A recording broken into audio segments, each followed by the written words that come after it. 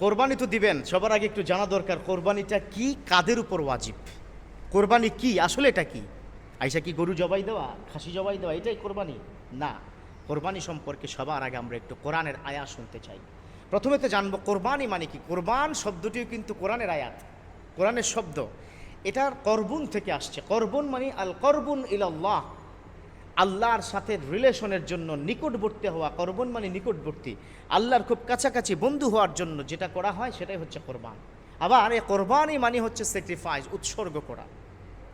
কোরবানি শব্দের ভিন্ন ভিন্ন স্টাইলে আল্লাহ পাক কোরআনে বলেছেন। রাব্বুল আলামিন বলেন ফাসাল্লি লিরাব্বিকা ওয়ানহার। ও বন্ধু, ফাসাল্লি, আপনি সালাত পড়েন, আপনি দোয়া করেন, সালাত পড়েন ও নবী।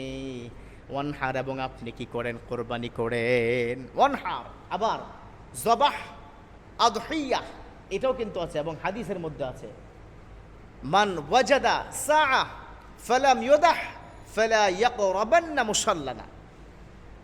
মান ওয়াজাদা সাআ, যে সামর্থ্য যার রয়েছে, সামর্থ্যবান হয়েছে, হ্যাঁ, ফালাম ওয়াদাহ, সে ব্যক্তি জবা করলো না, ফালা ইয়াকরাবান্না মুসাল্লানা, সেজন্য আমার ওই কোরবানির যে মুসাল্লা অর্থাৎ ঈদুল আজহার নামাজের মুসাল্লার কাছাকাছি না আসে।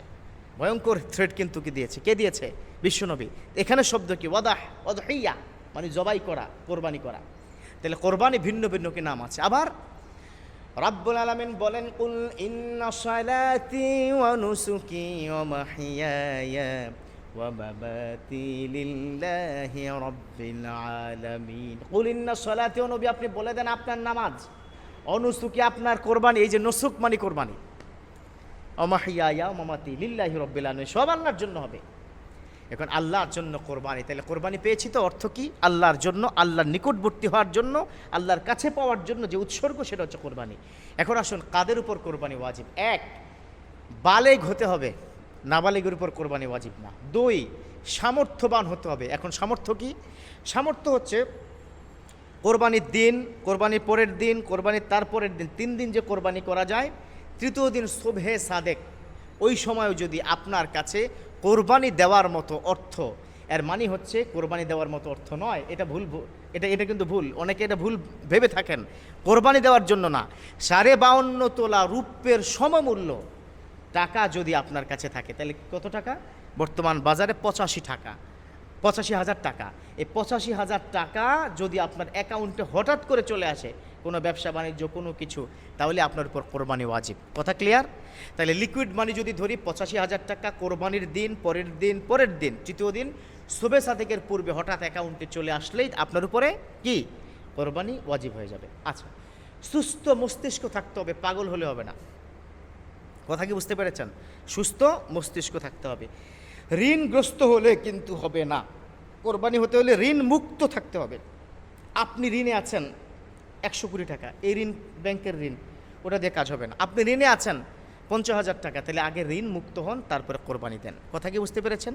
তাহলে কি পেলাম? কোরবানি সুস্থ ব্যক্তি, বালেগ ব্যক্তি, সামর্থ্যবান ব্যক্তি, এদের উপরে কোরবানি কি? ওয়াজিব। আজাদ ব্যক্তি, গোলাম হলে হবে না। গোলাম যদি এখন আগের মতো নাই, অনেক কাজের বুয়ারও কিন্তু বেশ ভালো টাকা আছে, অ্যাকাউন্টে 2 লাখ টাকা রাখছে যে একসময় কাজে লাগাবে, ওই যে অ্যাকাউন্টে কি টাকা আছে না, কাজের বুয়া, তার উপরেও কিন্তু কোরবানি কি? ওয়াজিব হয়ে যাবে। টাকার উপর কি ডিপেন্ড করে। তবে গোলামের উপর, এটা বিশ্বনবীর যুগে ছিল, যারা দাস প্রথা ছিল তখন গোলাম বাড়িতে কাজ করতো, তার এমনিতে কি টাকা ছিল না। আমাদের দেশের একজন ফকিরেরও কিন্তু 3 তালাকি বিল্ডিং আছে।